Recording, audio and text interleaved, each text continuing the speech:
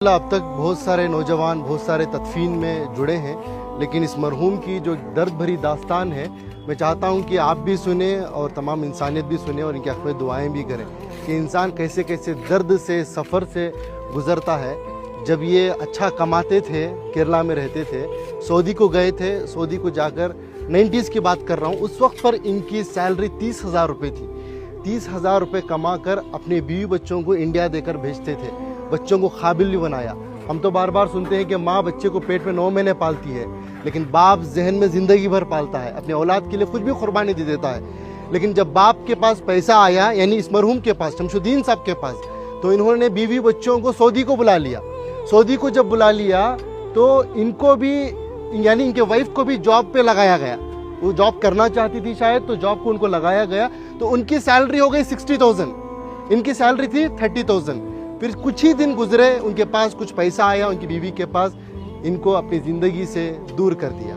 ये एक दिन था, ये अपनी बेटी से मिलने के लिए, अपनी औलाद से मिलने के लिए सऊदी में ही, जो इनकी बीवी अलग फ्लैट लेकर रहती थी, वहाँ पर जाते हैं।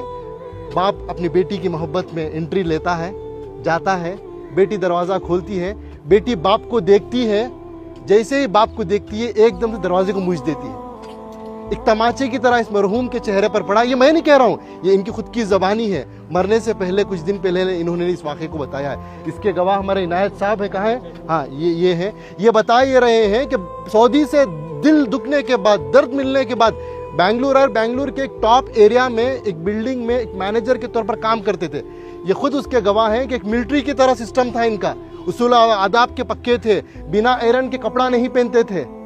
ऐसी अपनी जिंदगी, छोटा सा कमरा था, सीढ़ियों के नीचे से बेड डालकर, एक पंखा लगाकर, उसे भी पाक साफ रखकर जीते थे।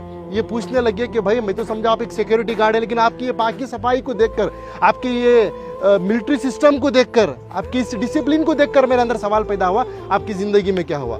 तो उन्होंने ये अपनी दास्तान सुनाई, ये दर्द बताया।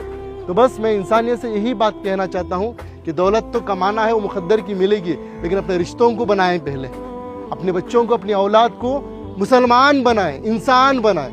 आज पता चला कि इनकी औलाद अमेरिका में है, USA में है, लाखों के रुपए कमा रहे हैं, लेकिन अफसोस की बात, दौलत तो दौलत है, उनके पास बाप के जनाजे को आने की तौफीक तक नहीं हुई।